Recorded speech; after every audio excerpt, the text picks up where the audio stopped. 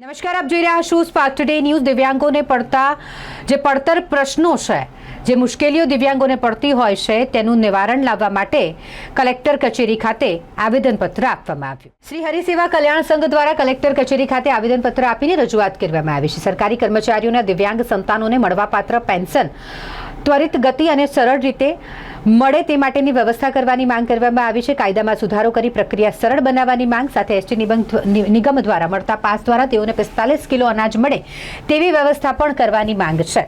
સરકાર દ્વારા મળતી પેન્શનમાં વધારો કરવાની માંગ સાથે કલેક્ટર કચેરી ખાતે આવેદનપત્ર આપીને રજૂઆત કરવામાં આવી છે। સલીમભાઈ વોરાની આગેવાનીમાં સંઘના લોકો ભેગા થયા હતા અને કલેક્ટરને આવેદનપત્ર આપ્યું છે।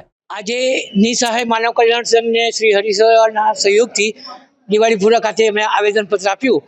એમાં જે મુખ્ય મુદ્દાઓ હતા, અંધજનોને પેન્શનમાં વધારો કરવો અને અનાજ જે સમાજ સુરક્ષા દ્વારા એસટી નિગમનો પાસ આપી 45 કિલો મળવું જોઈએ અને ખાસ જે સરકારી કર્મચારી હોય એના દિવ્યાંગ સંતાન હોય એને ઝડપી પેન્શન મળવું જોઈએ અને એની જે વિધિ છે બહુ સરળ બનાવવી જોઈએ, બહુ લાંબી છે।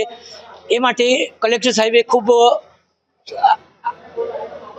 સરસ રીતે એમનું માનવતાભર્યું વર્ણન કર્યું અને આ જે પ્રશ્નો છે એનું નિવારણ કરવાની શક્યતાઓ પર વિચાર કરવાની અભિપ્રાય આપ્યો અને ખાતરી આપી અને એમણે અમારી સાથે માનવતાપૂર્ણ વર્તન કર્યું, એમની લાગણી અભિવ્યક્ત કરી।